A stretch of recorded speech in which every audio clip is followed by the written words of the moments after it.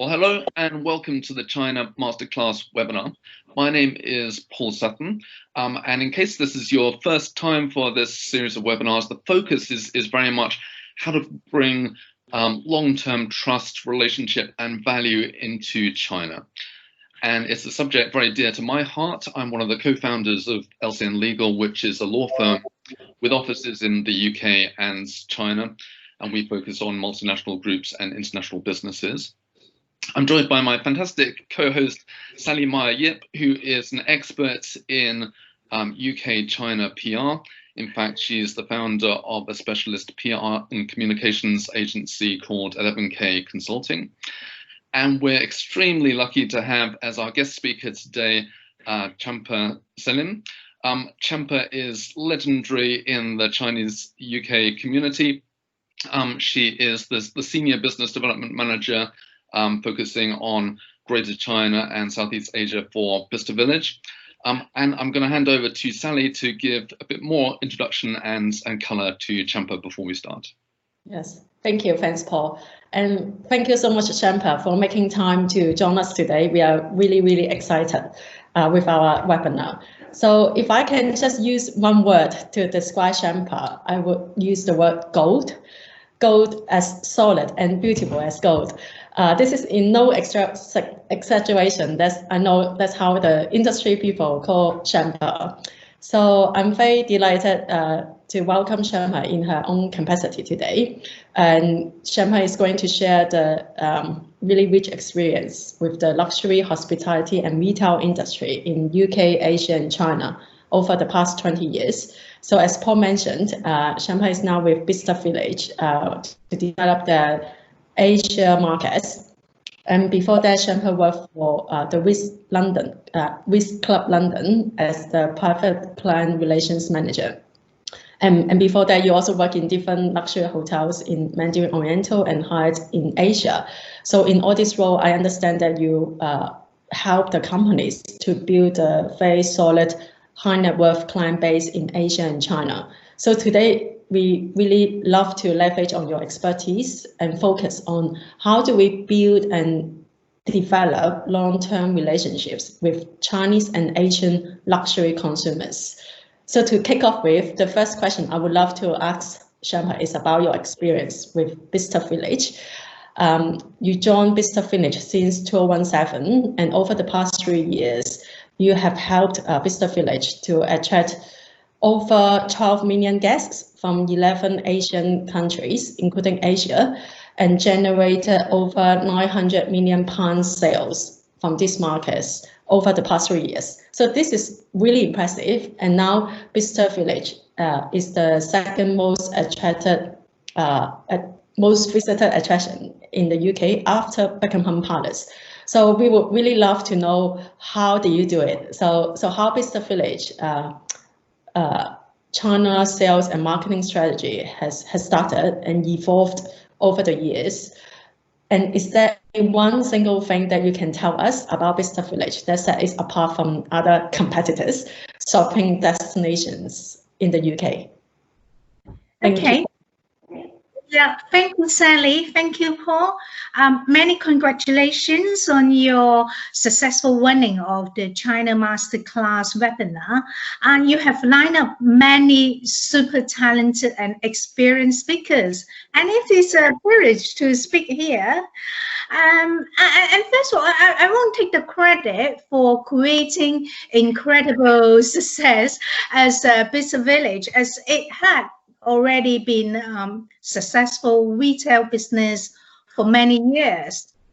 However, I work with some brilliant teams in source and destination, including marketing and hospitality, especially retail team who bring in all the popular brands with their support to develop new business opportunities and new markets, target mainstream footfall and high net worth segment to drive incremental new business and high spend sales to achieve double-digit growth year-on-year on both sales revenue and footfall. Attract more than 6 million shoppers annually, and approximately 80% of inbound Chinese would visit Bicester Village. And luckily, most tour operators would include Bicester Village on their itinerary. And some clients even told me that to visit Bicester Village is a once-in-a-lifetime experience. And that's very encouraging. And in terms of different stages, Bicester Village has been transformed from an outlet in a small town of Oxfordshire to start with only 50-60 boutiques, mainly with domestic shoppers, start from 25 years ago, into nowadays an international famous luxury shopping destination with 170 boutiques. So it's 3 times more than when it began 25 years ago. And our core international markets are from Greater China, including China, Hong Kong, Macau, Taiwan, Southeast Asia, including Singapore, Malaysia, Thailand, Indonesia, Philippines, South Korea, Vietnam, Brunei, and the Middle East. So we increased average spend per visit from £200 25 years ago to nowadays £700, £800. And obviously high spenders, SPV, would be higher, much higher. Start from 3K to ultra high net worth spend would be 60K to average 100K per visit. So in order to push up the spend per visit, we proactively developed high net worth segment over the past few years, introduced VIP shopping hospitality in order to acquire high net worth clients, and this sector was blank within the Greater China and Southeast Asia market when I first joined 4 years ago. But I'm proud to say this now has been significantly developed into a very successful new source of business and contribute to a large percentage of the business growth.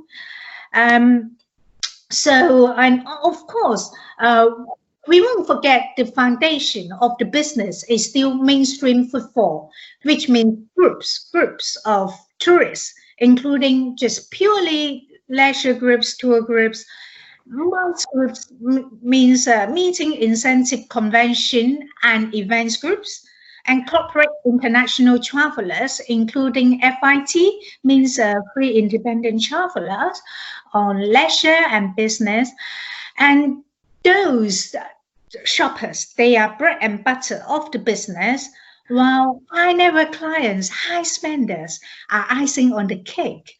So mainstream footfall and high net worth clients complement each other, and we have wide selections of brands target both. Yes. Right. So is there one thing you think Bicester Village has done so well compared to other shopping destinations in the UK? I would say our amazing brands. Yeah. We have fantastic big selections of luxury brands and household products as well, with substantial discount. And everyone loves a bag, like everyone loves a bargain.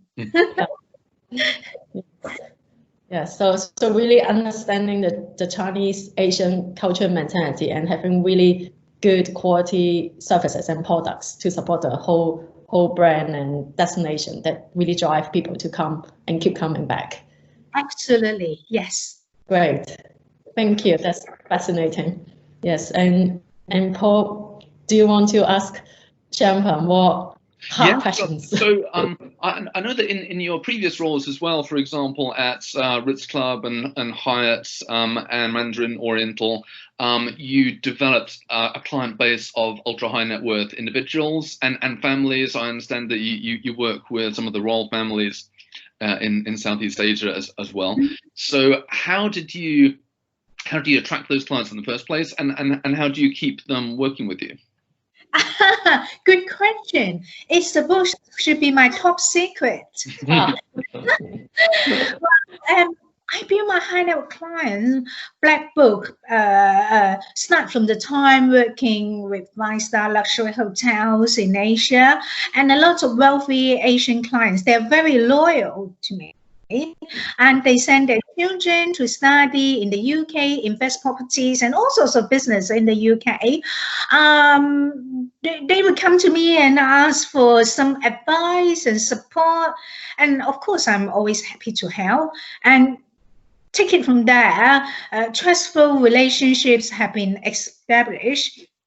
And those high net worth clients used to shop in Harrods, Selfridges, Harvey Nichols, Bond Street, and never been to Bicester Village before. So it is not easy to bring them to Bicester Village for the first time. And they will ask, oh, why would I spend over 2 hours back and forth to Bicester Village? And it's much easier and quicker to shop in London. It's true. However, once they had their first happy shopping experience in Bicester Village, then they will always return. And not only return, they will keep recommending friends and family and clients to me. And most of my private clients, repeat visit rates and the referral rates are very, very high.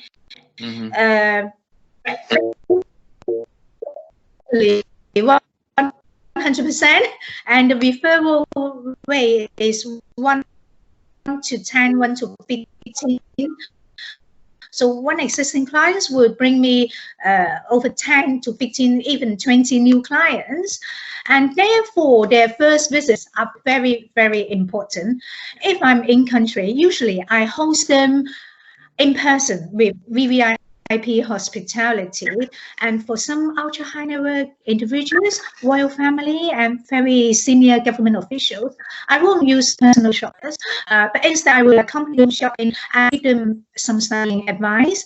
And if I'm out of the country most of the time, I will make sure they are all well looked after. I will appoint a VIP host to look after them. Everything they need is in place, and we have an excellent hospitality team to support. And networking is super important. I visit them whenever, wherever possible, and not necessarily in Bicester when they are in the UK. I often visit them in China, in Asia, and most of them become my friends and even very close friends, like family. They treat me very well, and yeah, it's like part of their family. Look after me so well when I'm in China and Asia. I don't even need to lift a finger. And on one occasion, my high-profile lady client canceled all her evening engagement and just to accompany me to dinner in Beijing because she worried me I'm alone on business travel. And another occasion, a super wealthy lady attended a dinner reception in Buckingham Palace. Again, she wore everything from top to toe. I chose for her from Bicester Village.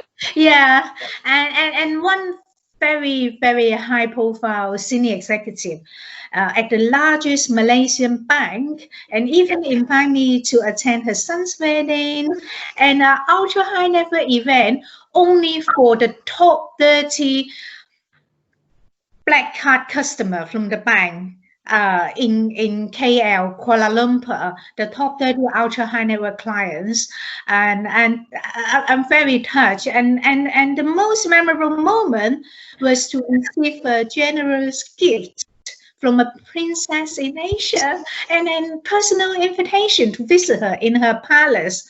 And what a lovely treat.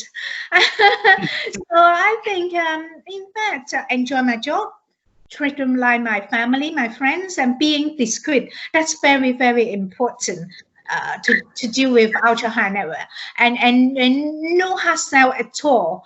And probably these are the secret ingredients to develop and retain high net worth clients. And I only recommend the best, not necessarily the most expensive, but the most suitable items for clients. And also probably something to do with my personality and character.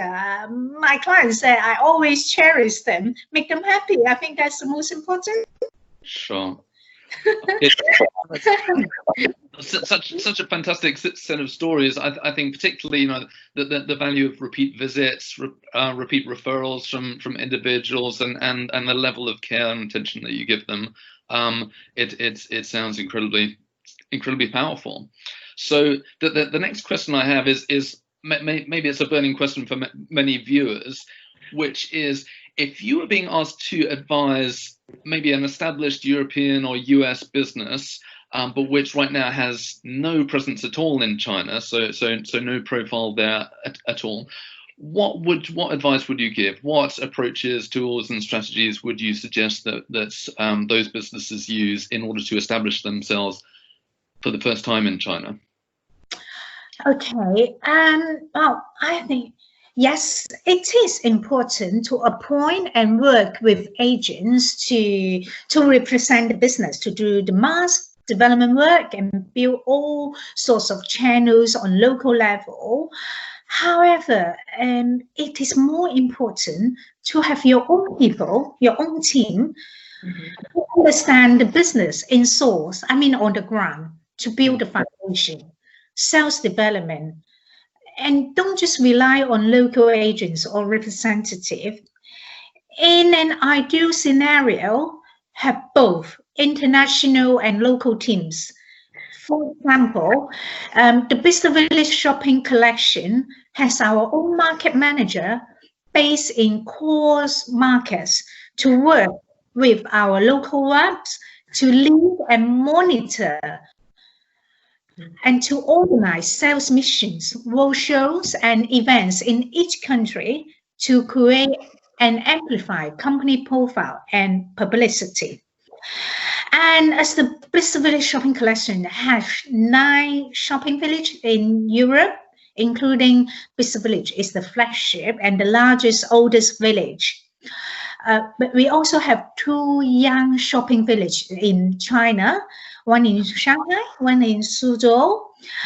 And therefore, we have our own local management teams in China with our CEO and senior executives from Europe to engage with partners and clients. And for me, I'm responsible for Bicester Village in the UK and solely responsible for market development in Greater China and Southeast Asia. And also have a close working relationship with teams in China to refer clients back to them. It's funny because we are well established for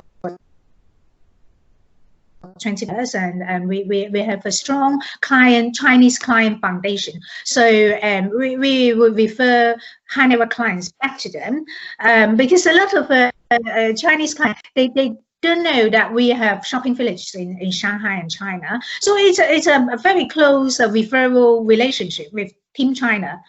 And myself, I participate a lot of market visits and sales meetings to establish long-term relationships. So all our relationship with trade partners, agents, media, KOLs, local authority, and all private clients should be in our own hands. And therefore, I would suggest going out to source markets at least twice a year, and ideally 3 to 5 times a year, to participate trade shows, and host your own client events in person, networking with them face to face, engage relationships in person. That's utterly important based on my experience, because the clients, the partners, the agents, they want to see you in person. Agents and representatives, they can only represent, I would say, 30–40% of the business. Right. Yes, the rest of them have to be yourself to own the relationship. On average, I take 5 international sales missions per year to 11 countries, and each trip 4 to 5 weeks. And basically, I'm out of the country half of the years. Wow. That's incredibly powerful. I can see why that would work over the long term. Yeah. Okay. And in the same vein, if you were advising an established brand in the West that wanted to enter the Chinese market, what would you tell them not to do or to avoid doing, either because it doesn't work or because you think it would produce a poor return on value? What are the don't do's that you would suggest? Okay. Yeah. So I would suggest not to over expand, because the Chinese luxury consumer and travelers market evolve quickly, and they change travel shopping destinations very quickly. And therefore, I would suggest to retain and build a solid foundation before rapid expansion, and especially during these uncertain times with the COVID-19, and even talking about the second wave of the COVID-19, and so the consumer behaviors change quickly, and people's willingness to travel also put it on hold. So I would suggest business become more tactical, agile, so that they could react and adjust if necessary. And if things don't just settle down, and so to minimize the risk to themselves as a risk. So I think earlier I haven't answered the question about my strategy. You want me to go back to that question about the strategy? Yeah, please. Love to hear more.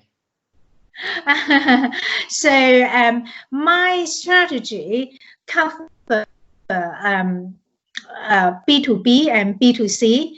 So mainly, so B2B to cover the develop and strengthen core partnership to target high-end inbound travelers.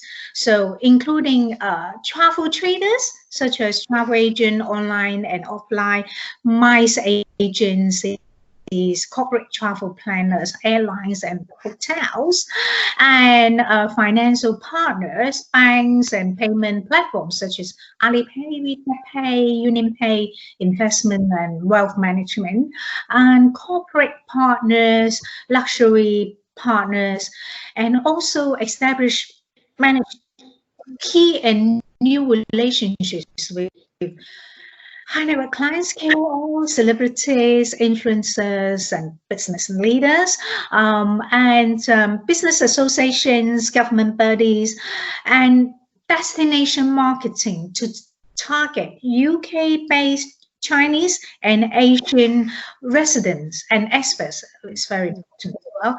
We regularly launch campaigns to increase footfall and publicity in destination, for example, Chinese New Year and Golden Week. And I organize VIP events on-site and off-site. So on-site including luxury brand events with luxury brands, Gucci, Prada. Oh, I should have mentioned the brands. and off-site, we organize for example, well, we have to cancel it. For example, offsite Chelsea Flower Show, Royal Ascot to host clients. We even have already organized, but have to cancel due to the COVID-19. We supposed to organize Chelsea Flower Show on site in Bicester Village. Nice.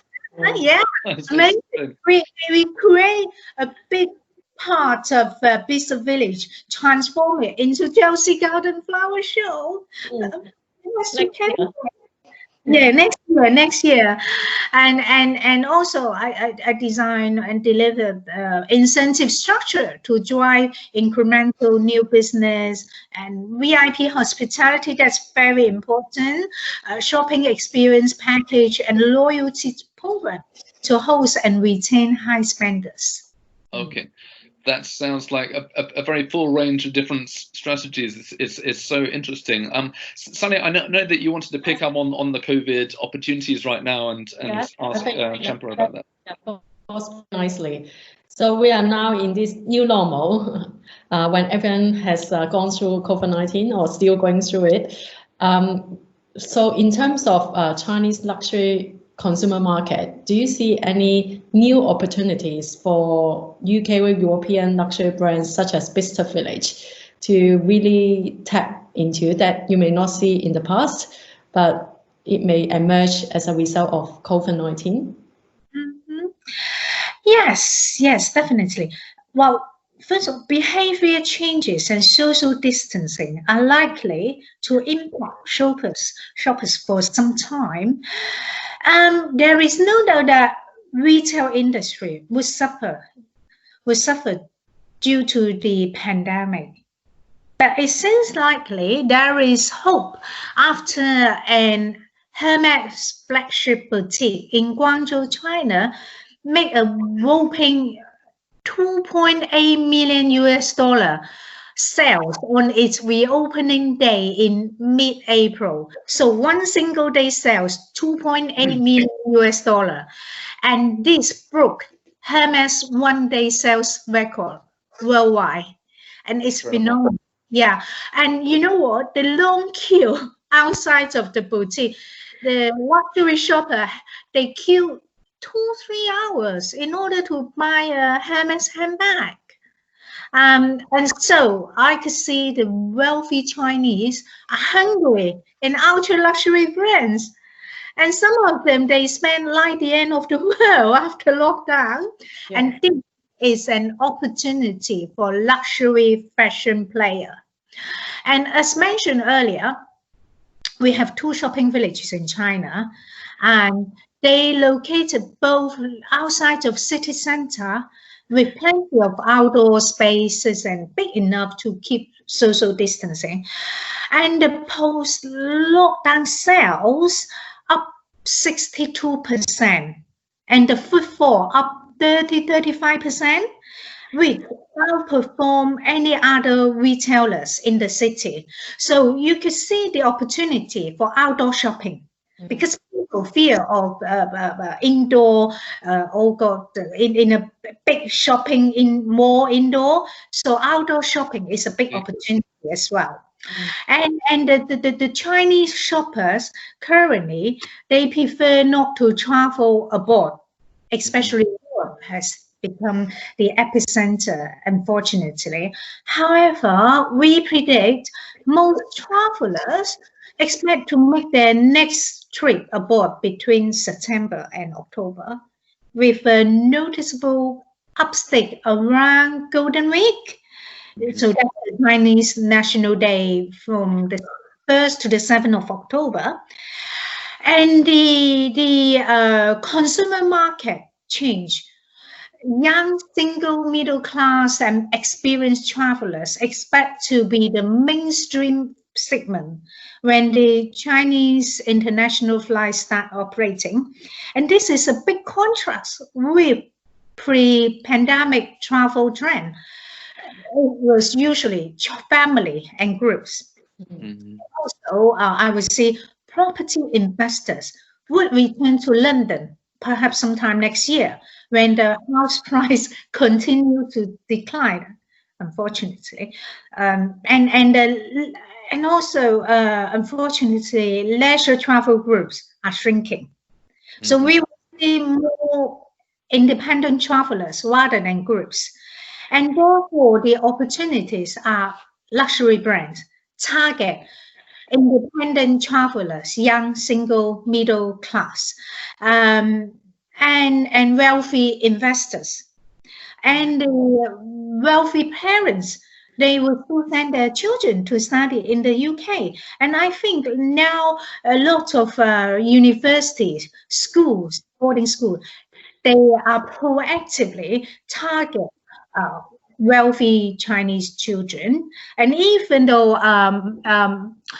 based on the news, a university in Ireland, they they charter a private jet, a flight to bring back their Chinese students, and all private transportation from the airport send them back to Ireland.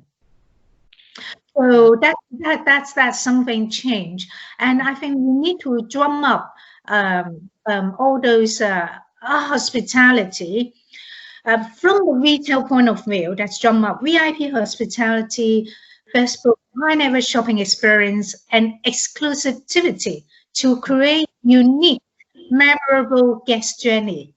Yeah. Yes, very insightful. I think that's coming to the end of our webinar. Are there any comments from Champa that you would like to share with us? I think I have shared most of my experience with you and tips, and I hope they are useful. Fantastic.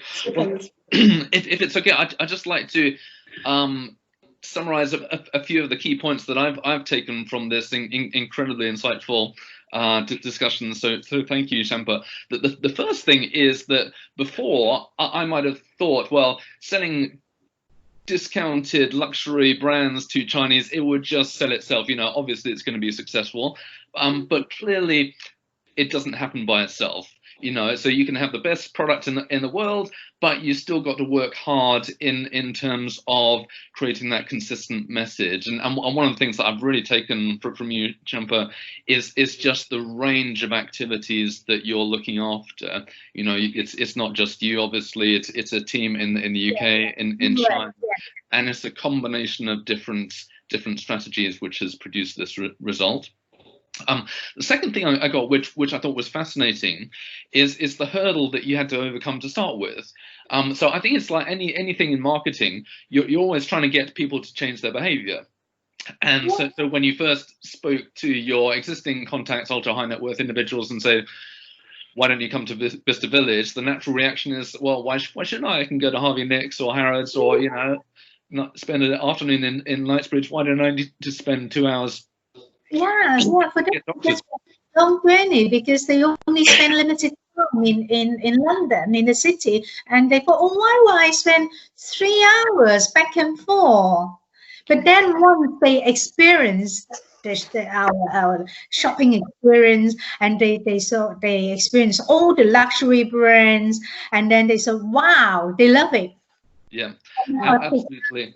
The third thing I got was exactly that. You know, the importance of the customer experience. You know, it's not just about getting hold of the products themselves for, you know, at a lower cost. It's the whole experience of doing that, and particularly absolutely the first experience, because, you know, you've gone to all this trouble of overcoming that hurdle, and now you need to make it really worthwhile. You need them to feel good about it. So that was a major thing I took. The way that you described the ultra high net worth market, the kind of personal relationships that you had, the importance of being discreet, obviously, no pressure, no salesy, but the reward in terms of repeat business and referrals is enormous. So I thought, yeah, very fruitful, trustful, personal relationship with them. Yeah. The last thing I got was the positive message of, well, what are the opportunities in China?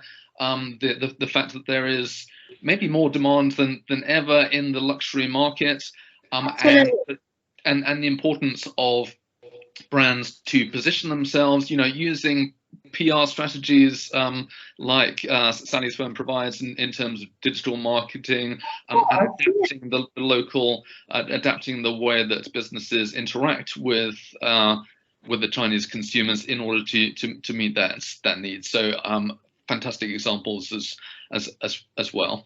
And the final thing I got, Champa, was just how incredibly hardworking and professional you are. Obviously, something that Sally shares as well. And it's the age-old message, isn't it? You don't get anything without hard work and consistent results over decades. It takes personal organization and dedication. Basically, over the past few years, I live on 3 suitcases. I travel between countries and countries. I would change maybe 15, 16 flights in one trip. Oh, God. Yeah. Sometimes when I woke up because of the jet lag, I couldn't even remember which country I was in. When I woke up in the middle night, oh, which country I'm going to the next destination, and which flight, I just can't remember. So when I organize and hold so many events, sometimes I got so many different clients, not only from China, from Hong Kong, from Brunei, from Malaysia, from Indonesia, Singapore. Sometimes oh my God, I can't even remember which hotel I need to check in. Yes. Yeah. That's great. So I think we've pretty much run out of time now. So all that remains is to say thank you, Champa, so much for sharing your time with us. It's been a real pleasure and a privilege. I'd like to say thank you to you at home or in the office for watching this. And I'd just like to leave you with 2 requests as viewers. Number 1 is that if you found this useful at all, please do share it with someone else who you think might find it valuable as well. Yes. Number 2 is for the viewers at home. If there are other people that you think that we should be reaching out to, then please let us know. Our email address is chinamasterclass@11kconsulting.com. We'd be delighted to hear from you. And that's it. This concludes our webinar. Thank you, Sally, and thank you, Champa.